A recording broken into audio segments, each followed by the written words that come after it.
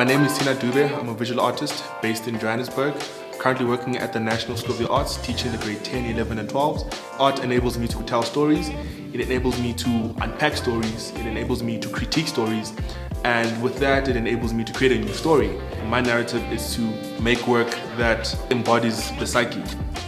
I'll start off by making my own paper. I'll look at what kind of imperfections are on the paper because that already begins to question the identity for me. I normally work on monotypes, which is a surface approach on printmaking, and I would draw imagery onto the plate, and that is then transferred onto the paper. With the drawing or on the canvas, I always start with the process of layering.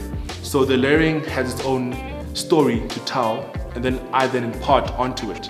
It's in a way random, but it's more instinct. When you're mixing paint with drawing ink, paint with charcoal, soft pastel, that already begins to look at the notion of the identity because your identity is a fluid, it constantly changes.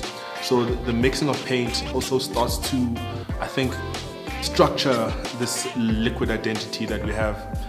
I do love watching anime. The main character always has to go through turmoil, has to fight, has to develop the skills. So for something to be, it has to be inspired by something. So the journey of unpacking the self, because when I make work in my space, I have the conversation with the work.